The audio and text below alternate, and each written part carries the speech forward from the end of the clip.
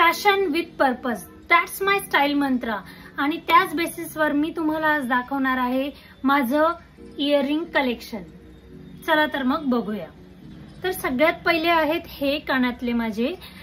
जेव्हा कधी माझं डोकं खूप दुखत असेल ना तेव्हा मी हे कानातले घालते, कारण हे घातल्यानंतर माझे कान इतके दुखतात ना की मी डोकेदुखीच विसरते. आणि कसं आहे, डोकेदुखीपेक्षा कानदुखी परवडते, कारण डोक्याचा वापर थोडाफार का होईना करावा लागतोच. मग हा आहे ह्या कानातल्यांचा पर्पज. त्यानंतर आहेत हे लाल ठिपक्याचे कानातले. हे कानातले घातले म्हणजे नवरा समजून जातो. लाल म्हणजे धोका, म्हणजे आज मूड टोटली खराब आहे, तोंडली दोडका जे काही केलेलं असेल ते गुपचूप गिळायचं, बोलायचं नाही. म्हणून आहेत हे लाल ठिपक्यावाले कानातले. त्यानंतर आहेत हे मोराचे कानातले. हे कानातले घातले की नवऱ्याला संदेश मिळतो की आज मनमोराचा पिसारा फुललेला आहे, मूड छान आहे बायकोचा, उगाच हे का घेतलं, त्याची काय गरज होती, असे प्रश्न विचारून मूड खराब करायचा नाही, बोलायचं नाही. तर हा आहे पर्पज ह्या कानातल्यांचा. त्यानंतर घरात नणंद किंवा जेठाणी वगैरे आली असेल तेव्हा मी हे कानातले घालते, कारण कसं असतं, हे कानातले घातले ना की जरा कमी ऐकायला येतं. आणि ती लोक काय खुसफुस करत असतात ना आपल्याबद्दल, ती आपल्याला ऐकू येत नाही.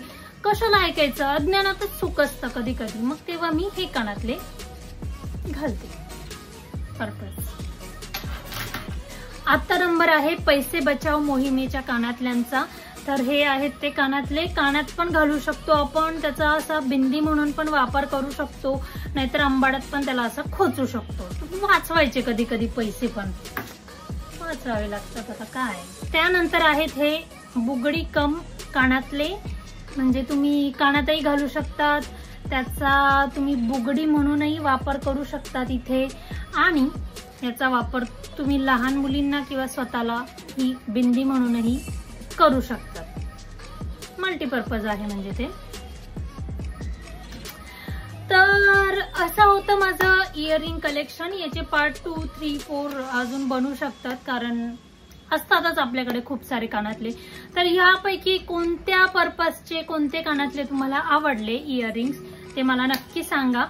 आणि तुमचे पण काही असे पर्पजफुल कानातले किंवा अजून काही असेल तर माझ्याशी नक्की शेअर करा, आवडेलच मला.